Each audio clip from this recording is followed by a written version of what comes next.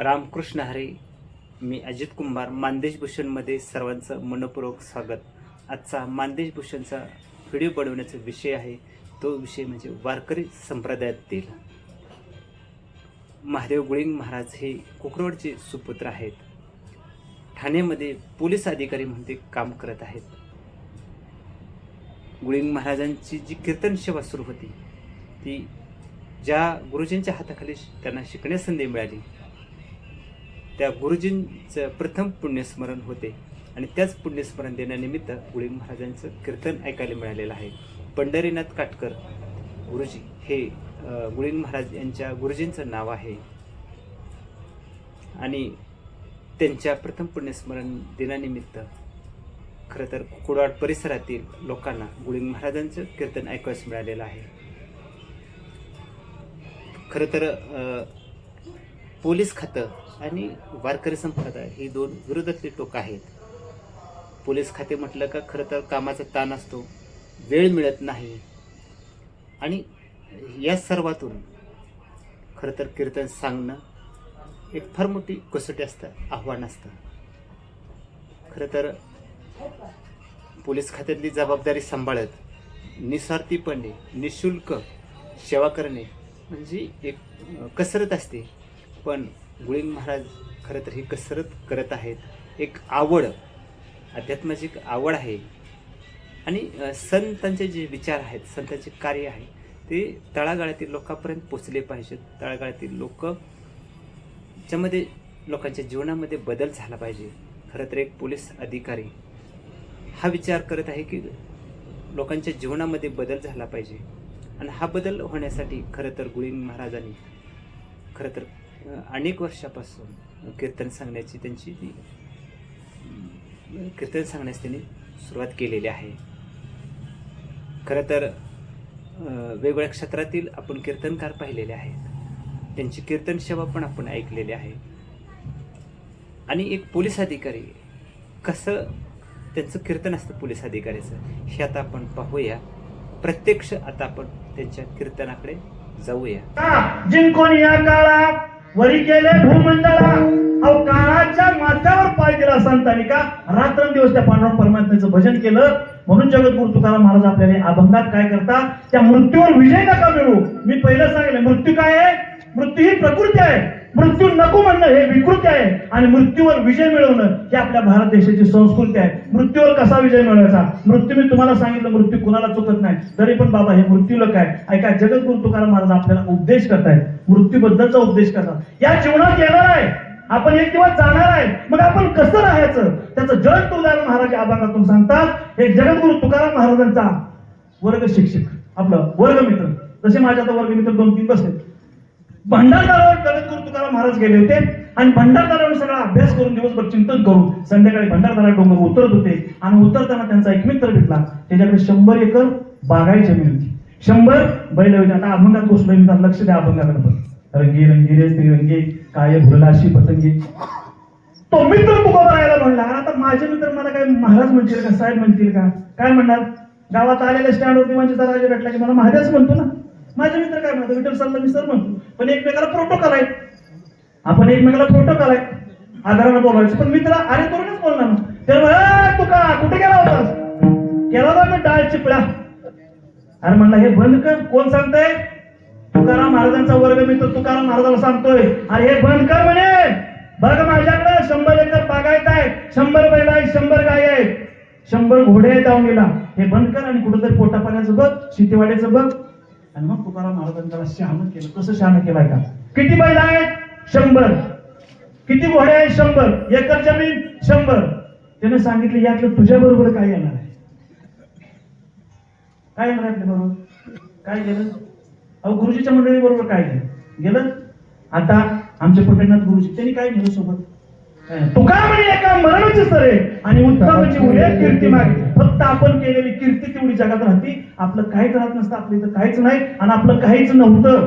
आलं लक्षात. आणि त्या तुकाराम महाराजांनी त्याला प्रतिसवाल केला, बाबा तुझ्या सोबत यातलं काय येणार आहे, तुझं सोड 100 एकराचं 100 गायचं 100 बैलाचं. ऐक, राजा रावण कोण, राजा रावणाला 80,000 बायका होत्या.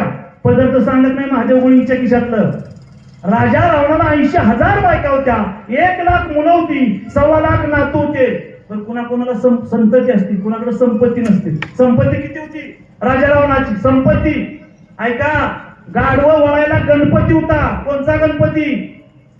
मंदिर बांधलाय तो गाढवं वळायला. एक दिवशी गाढवाचं दाढ पडली, त्याला काय गावात चालण्याची जायचंच नाही म्हणून गाव खुट्यालाच बांधलं. आला रावण गणपती, गाढवाला नेलं नाही चरायला. गणपती उपर सांगितलं ती चरत नाही, त्याची दाढा पडल्यात. मग म्हणला तुम्ही गवताचा भारा आणायचा आणि त्या गाढवाला हित टाकायचा. कोणी सांगितलं? रावणानं. अधिकार किती आहे बघा रावणाचा. तेव्हापासून ती गणपतीच्या डोक्याची भारा आहे, ते आपण दरवर्षी त्याच्या बोकांनी गणपतीचा भारा आहे. पण शास्त्र कुणाला माहित आहे? गाढवा वळायला गणपती होता. 80,000 बायकांची बाळापण करण्यासाठी कोण होती? सटवी होती. सटवी. वारा होता, तो अंगण झाडण्यासाठी होता. मेघ आहे ना, मेघ अंगणावर सडा शिंकण्यासाठी होता. अलग अशा कपडे सुंकवण्याचा वारा होता. आणि 9 घराच्या शिड्या होत्या. आणि काय महाराज त्या रावणाचं वैभव सांगायचं आहे.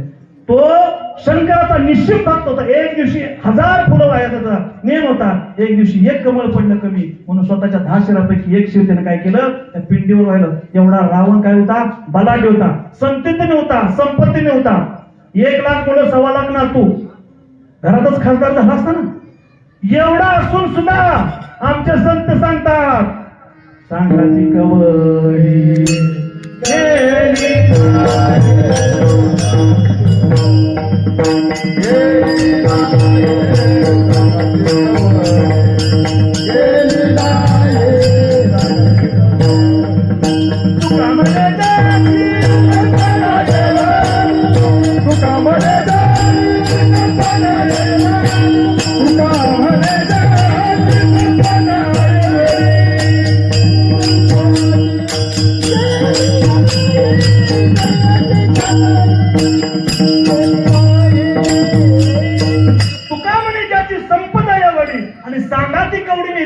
राजा रावणाची एवढी संपत्ती असताना कवडी सुद्धा त्याच्या बरोबर गेली नाही. तू काय सांगतो? 100 एकराची बाग आहे आणि 100 बैल. गाडीच्या डोक्यात टूबच पेटली. टूब लागली टूब. आणि मग त्यानं सांगितलं, तुकाराम महाराज खरं आहे तुमचं, तुम्ही सांगताय ते खरं आहे महाराज, पण मला आता सांगा ना, मी आयुष्य असंच घालवलो, आता मी काय केलं पाहिजे? अरे तुझ्या वरच्या रंगात लागलाय ना. कोणत्या? मुलं बाळ, संसार, पैसा, अडका, शेती, जमीन, बंगला, कुरप, दार सगळं ह्याच्यात रंग आहे. हा बाह्य रंग आहे. अरे जगाला ज्यानं उत्पन्न केलं, जगाची ज्यानं निर्मिती केली. बरेच सुशिक्षित लोक म्हणतात, एका प्राध्यापक मुलाचा आणि प्राध्यापकाच्या मुलाचा आणि प्राध्यापकाचं भांडण लागलं होतं. तुम्हाला देव सांगतो त्यात आणखी थोडंसं. त्या दोघांचं भांडण लागलं. ते म्हणायचं देव नाही. प्राध्यापक काय म्हणायचा? देव नाही, देव सगळं खोटं नाही, काहीतरी सांगतो. आणि पोरगा भक्तिवान होता. पोरगा म्हणायचा जगात देव आहे. कसं काय देव आहे? प्राध्यापक म्हणायचं सगळं सृष्टी बिष्टी तयार केली देवानच केली. मुलगा म्हणायचा, ते म्हणायचं हे नॅचरल आहे, निसर्गाचं आहे. ऐका बरं का सुशिक्षित मंडळी. प्राध्यापक म्हणायचा देव नाही, मुलगा म्हणायचा देव आहे. एक दिवशी पोराचं बापाचं भांडण झालं. बाबा तुम्हाला एक दिवस मी देव आहे सिद्ध करून दाखवेन. प्राध्यापकाने विडा उचलला, पोरानं विडा उचलला. प्राध्यापक शिक्षक कॉलेजला गेले.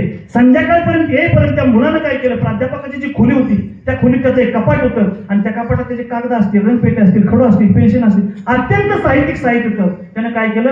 त्यातलं एक कागद काढला, ड्रॉइंग काढला. त्या ड्रॉइंगवर, त्या टेबलावर जिथं प्राध्यापक आलेल्या खुर्ची बसतो त्या खुर्चीच्या समोर टेबलावर एक मोठं ड्रॉइंग काढलं. भगवान श्रीकृष्णाचं चित्र काढलं. त्या रंगपेटीतून खडे घेतले, ते रंग भरले. एवढं सुंदर सुबक चित्र काढलं, सुबक चित्र काढलं. जो बाप म्हणत होता देव नाही, त्याला दाखवायचं होतं जगात देव आहे. आणि मग संध्याकाळी आला कोण? प्राध्यापक सर आले. जसं खुर्चीवर बसला तसं त्याला ते भगवान श्रीकृष्णाचं चित्र दिसलं. चित्र दिसल्याबरोबर त्यानं विचारलं, ए बाया हे कोणी काढलं? आपल्याला माहित नाही म्हणून. अरे काढल्याशिवाय चित्र झालं? बाबा खरंच मला काय माहिती नाही. मग हे झालं कसं? काय झालं बाबा? दुपारी सोसाट्याचा वारा आला. वारा कळतोय ना तुम्हाला? सोसाट्याचा वारा आला आणि त्या वाऱ्यात काय झालं? तुमचं घरातलं कपाट आहे ना, ते उघडं झालं. त्या कपाट उघडं झाल्यामुळं काय झालं? त्यातले सगळे कागद येऊन टेबलावर पडले. तर कागद टेबलावर पडल्यामुळे शिशी पेन्सिलला राहू वाटत नाही टेबलात, कपाटात. शिशी पेन्सिल आल्या आणि त्या शिशी पेन्सिलने त्याच्यावर काहीतरी गिरवलं. शिशी पेन्सिल आणि कागद आल्यामुळं त्या रंगपेटीला खडूला पण आत बसवलं नाही. ते पण आले आणि ते पण ह्याच्यावर काहीतरी गिरगोटा केले आणि असं हे चित्र तयार झालं. अविनाश महाराज माझ्याकडे लक्ष द्या. असं चित्र तयार झाल्यानंतर त्या बापानं काय केलं? त्या पोराच्या कानठाळीत असं कुठं चित्र होतं का? असं चित्र होतं? कपाटातले रंग पेट येतील, कपाटातले खडू येतील, कपाटातले पेन्सिल. अरे हे चित्र असं तयार होत नाही. वारा येऊ दे नाहीतर काय येऊ दे, याला कोणीतरी काढणार असावा, याला कोणीतरी निर्माण करणार असावा, हे रंगचित्र कोणीतरी भरणार असावं. बाबा नक्की? हो नक्की. मग बाबा मलाच तुम्ही सांगा ना, हे चित्र काढण्यासाठी कोणीतरी चित्रकार असावा लागतो, कोणीतरी निर्माता असावा लागतो. मग मला तुम्हीच सांगा, हे पृथ्वी निर्माण झाली, त्याचा पृथ्वीचा निर्माता कोणतरी असल्याशिवाय पृथ्वी तयार झाली का? मंथन झालं आणि समुद्र मंथनातून 14 रत्न बाहेर पडली. 14 रत्न बाहेर पडली की तुम्ही 14 रत्न सगळ्याला तुम्हाला माहिती आहे, मी काय तर सांगत नाही. प्रत्येक लग्नात आपण म्हणतोच लक्ष्मी कौसुभ पारिजातक कसुरा धन्वंतरी. ही जी लक्ष्मी पारिजात, ही जी मंगलाष्टिक आहे, ही 14 रत्न आहे. आणि 14 रत्न समुद्रातून बाहेर पडल्यानंतर या साईडला दैत्य होते, म्हणजे राक्षस होते, आणि या साईडला सगळे देव होते. त्यांनी काय केलं होतं, सागराचं मंथन करून ते दैत्य पडले होते. आणि हे त्यावेळेला सगळ्यात शेवटी लक्ष्मी नावाची, सरस्वती नावाची एक देवता बाहेर पडली. आणि त्या लक्ष्मीला असं वाटायला लागलं, लक्ष्मी म्हणजे एवढी रूपवान होती, एवढी सौंदर्यवान होती, एवढी देवता दिव्य होती. त्या लक्ष्मीला वाटलं आता मी कुणाच्या गळ्यात हार घालावा. कुणाला वाटलं? त्या लक्ष्मीला. दारवाली बाहेर म्हणजे हलाल आलं, शंकरानं पाषाण केलं, अनेक आले, भरपूर 14 रत्न आले. आणि 14 रत्न म्हणजे लक्ष्मी आली. ती लक्ष्मीला वाटलं की आता मी कुणाच्या गळ्यात हार घालावा. म्हणून दैत्य काय करायचे, राक्षस त्या लक्ष्मीला आपल्या गळ्यात हार घालावा म्हणून त्या लक्ष्मीचा हार आपल्या गळ्यात घालून घ्यायचे, लक्ष्मी परत काढून घ्यायची. लक्ष्मीने देवाला सुरुवात केली. पहिल्यांदा भेटला स्वर्गाचा राजा इंद्र. 2 मिनिटं लक्ष देऊ नका, गरम होते मला पण माहिती आहे, पण तुम्हाला जरा कळलं ना लक्ष्मी कोणापाशी असते. त्या लक्ष्मीने पहिला स्वर्गाचा राजा इंद्र इंद्राच्या समोर उभा राहिली आणि इंद्राच्या गळ्यात हार घालणार. तेव्हा त्याला वाटलं, कुणाला? त्या लक्ष्मीला. याला जर मालक करावा, कुणाला? इंद्राला. तर काय होते, ब्रह्माच्या एका दिवसात 14 इंद्र मिळतात. ज्याला ज्ञान आहे शास्त्रात त्याला कळत असत. ब्रह्मदेवाच्या एका दिवसात 14 इंद्र मरतात. कवर कपाळाचं कुकू पुसायचं आणि कवर विरोध व्हायचं. इंद्रापासून बाजूला झाली आणि पुढे भेटले ब्रह्मदेव. ब्रह्मदेवाच्या गळ्यात हार घालावा त्याचं सौभाग्य आपण लेवावं. पण ब्रह्मदेवापाशी गेल्यानंतर ती म्हणली, ब्रह्मदेवाच्या गळ्यात हार घातला, या बाबाला जर मी पती केला तर या बाबाला नसती साप्ताहिक सुट्टी, ना रमजानी सुट्टी, ना दिवाळीची सुट्टी, ना जनगणनेला सारखे शिक्षक लोक पळते, त्याला कसलीच सुट्टी नाही. ब्रह्मदेवाला सरकारी नोकर आहे का ब्रह्मदेव? सरकारीच नोकर आहे का शास्त्र? ब्रह्मदेवाला कसली सुट्टी नसती का? त्याचा मोठा कारखाना आहे ब्रह्मदेवाचा. संतांनी सांगितलंय, कुलाल हाडाचा, बाप चहाडाचा, अखंड घडवितो मडकिरे. ब्रह्मदेव कोण आहे? कुलाल हाडाचा. कुलाल म्हणजे राजे, राजे कारण. कुलाल म्हणजे आता काही माझ्या कुणी आकर्षित दाखल करणार आहे का? कुलाल म्हणजे आपले राजे, कुंभार. कुलाल हाडाचा म्हणजे हाडाचा तो कुंभार आहे. पण काय करतोय ब्रह्मदेव? कुलाल हाडाचा आणि बाप चहाडाचा. चहाडाचा म्हणजे ज्याचा बाप 3 तळाचा आडी लावतोय, त्याचं नाव काय आहे? काय नाव आहे ते? 3 तळाचा आडी लावणार माहित नाही? तो नारदाचा बाप आहे. कुलाल हाडाचा बाप चहाडाचा म्हणजे नारदाचा तो बाप आहे. आणि अखंड घडवितो मडकी. कोणती मडकी घडवतोय? तुम्ही आम्ही जे आहे ना ती सगळी त्याच्याच कारखान्यातली मडकी आहे. त्याला सुट्टी नाही, त्याच्या गळ्यात हार घालून काय करायचं? आपल्याला कधी वेळ देणार? तिथनं पुढं सरकली, तिथनं पुढं पुढे परशुराम. परशुराम माहित आहे ना? परशुरामाच्या गळ्यात हार घालणार लक्ष्मी. तेवढ्यात त्याला वाटलं, ह्या बाबानं स्वतःच्या आईचं ऐकू, बापाचं ऐकून. बाप आईचं काय केलं होतं? मुंडकं धडा वेगळं केलं होतं. जर का ह्याला उद्या कोणी माझ्याबद्दल काय सांगितलं, एकाची तर माझं नव्हतं. तिथनं पुढे गेली लक्ष्मी. त्याला पुढे लक्ष्मी पुढे गेल्यानंतर त्याच्या पुढे होते दुर्वास ऋषी. दुर्वास म्हणजे दुरून ज्याचा वास सण होत नाही, दुर्वास सगळ्यात कोपी ब्राह्मण, सगळ्यात कोपी ऋषी. दुर्वासाजवळ गेली, जर ह्यानं काही शाप दिला तर मी मरून जाईल म्हणून दुर्वासापासून पण पुढे गेली. आणि पुढे होते कोण होते? महादेव. महादेव म्हणजे मी नव्हतं, शंकराचा अवतार महादेव होते. आता महादेवाच्या गळ्यात हार घालणार, महादेवाच्या गळ्यात हार घालणार. तिला महादेवाची सगळी हिस्ट्री समोर आली, म्हणजे कुंडली दिसली. ह्या बाबाच्या गळ्यात हार घातले. ह्याला नाही पाहुणा, ह्याला नाही आई, ह्याला नाही बाप, ना ह्याला कुणी नातेवाईक. ह्याचे सगळे नातेवाईक कोण? भूते येतात, नाचत, आयुष्य उमापती आणि राहणं याचं स्मशानात. जर ह्याला आपण जर वर करून घेतला तर आपल्याला फायदा काय? तिथनं पण पुढे सरकली. आणि त्याच्या पुढे आमचा वैकुंठ देश, जगाचा मालिक पंडित पांडुरंग होता. तो तिथं सुंदर होता, त्याचं लावण्य सुंदर एवढं होतं. महाराज त्याचं वर्णन करतात. काय वर्णन करतात? राजस कुमार एवढा सुंदर लेख नाही. तुम्ही मला पण विठेवर कसा काळा आहे ऐका. काळा ही एक उपमा आहे. आता मी काळा आहे का? माणूस 3 गुणांनी प्रसिद्ध होतो, एक गुणानं, एक रूपानं आणि एक वाणानं. पंढरपूरचा विठोबा काळा आहे, कृष्ण काळा आहे, पण तरी त्याला महाराज सगळे संत म्हणतात काय? हा काय आहे? लावण्याचा पुतळा. विहिरीतलं पाणी बघितलं का तुम्ही? विहिरीतलं पाणी, गढूळ पाणी आणि विहिरीतलं पाणी सगळ्यांनी पाहिले. विहिरीत जर काळे निळं भोर पाणी असतं तर काय म्हणतो? हा काय पाणी स्वच्छ आहे. पाणी कसलं आहे ते? काळा आहे ना, पण माणूस काय म्हणतो पाणी काय स्वच्छ आहे. म्हणजे जे गढूळ पाणी असतं ते पाणी पित नाही, पण काळं भोर पाणी पिलं की माणूस हिरीत जाऊन वंजळीने पितोय. तसा आमचा भगवान कोण पांडुरंग परमात्मा कोण कृष्ण काळा आहे, पण कसा आहे काळा भोर आहे, स्वच्छ पाण्यासारखा आहे, पिण्यासारखा आहे. म्हणून संत म्हणतात लावण्य सुंदर. आणि अशा या भगवान विष्णू जवळ लक्ष्मी गेली आणि हार घालणार तेवढ्यात काय केलं, विष्णूने तोंड फिरवलं, परत लक्ष्मी पुढे गेली, परत तोंड फिरवलं, परत लक्ष्मी पुढे गेली, परत तोंड फिरवलं. आणि मग लक्ष्मीला एकदाच ताकीद दिली, ए बया माझ्याकडे 16 सहस्र आहे त्या. किती?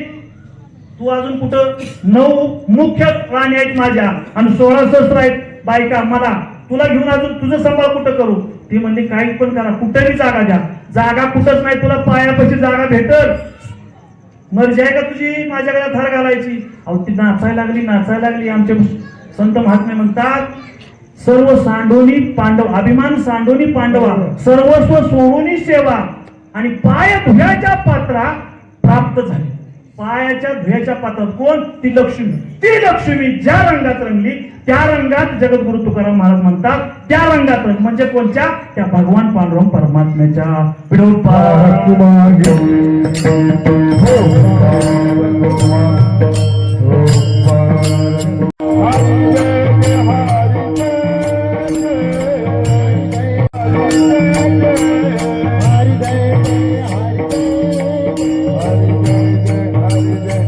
Oh,